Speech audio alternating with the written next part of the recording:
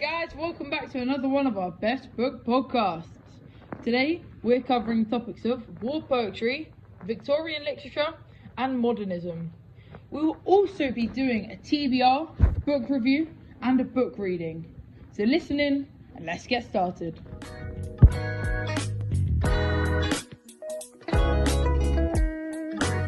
Modernist literature was a late 19th and early 20th century literary movement characterized by a radical experimentation with form and a self-conscious break from traditional styles.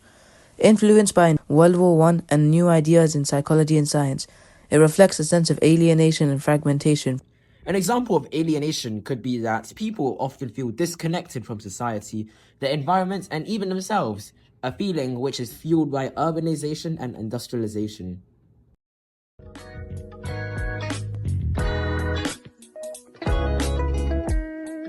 Now, the topic of war poetry. During World War I, the world was a place rife with both disease in the Spanish flu and war. So, in order to pass the time, soldiers and other famous poets wrote, poems and limericks, like The Soldier or Flanders Fields, which Luke is going to read for us now.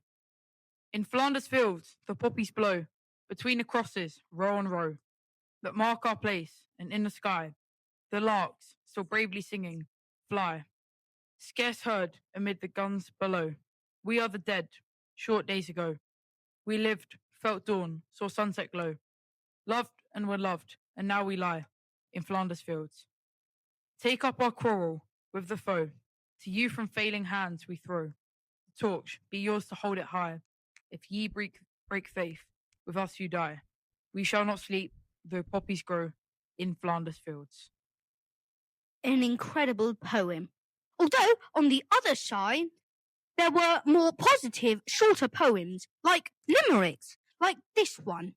There was a young lady from Wipers, or Ypres, as the Belgian name is, who got hit in the cheek by two snipers. The tunes that she played, through the holes that she made, were the Argyll and Sutherland pipers. So, really, limericks were just positive and short poems.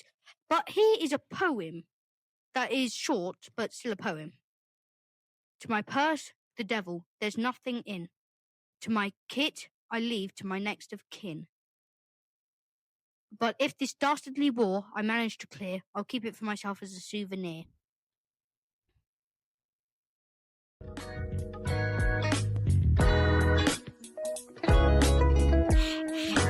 Now, the book of the month. This month's book is A Christmas Carol by Charles Dickens. This is a great and inspiring book about the path of redemption of a character called Scrooge, who, after meeting three ghosts, turned from a cold and miserable moneylender to a cheerful and bright man. Here is an extract from where Scrooge meets his friend Jacob Marley's ghost. Again the spectre raised a cry, and shook its chain and wrung its shadowy hands. "You are fettered," said Scrooge, trembling. "Tell me why." "I wear the chain I forged in life," replied the ghost. "I made it link by link, and yard by yard. I girded it on of my own free will, and of my own free will I wore it. Is its pattern strange to you?" Scrooge trembled more and more.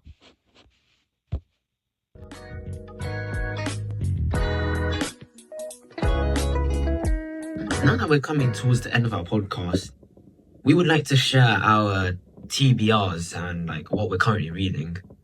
Yeah, so as of right now, I'm reading Assistant to the Villain, which is basically a novel about a girl who's just lost her job and accidentally comes into contact with a very dark villain, and they work together for a while, and I don't want to spoil it too much. So yeah, it's a really good book. I like this a lot, especially towards the end. There's quite a bit of romance at the same time. There's also a bit of humor in it.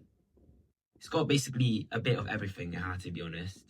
And after this, I don't have much left on my TBR for this year since I've read basically everything I wanted to. But there's one more thing I've wanted to read, which is, reread Barbarossa, How Hitler Lost the War. I mean, I've recommended this book last year in the live episode, but I just like rereading it every once in a while, since every time I read it, obviously, I learn a new strategy, something I haven't known before about the war. And like, it really helps me think about like how massive of an operation it was and how many lives were impacted during that time. Well, now that you heard my TBR, how about you, Finley? I'm currently reading the book known as The Bunker Diaries. It is on our Key Stage 3 Year 9 reading list, and it is about 6 people that are all kidnapped and wake up in a bunker, unsure of where it is and why they're here. In my opinion, it's a very good book, and I highly recommend it to everyone. And that, my friends, concludes the episode. I hope that you've enjoyed listening to our first edition back. And whatever you're doing, if this is in the background. And of course, a special thanks to the team behind the scenes once again for helping us make this podcast. I'll see you on the next one from the Beths Book Podcast team.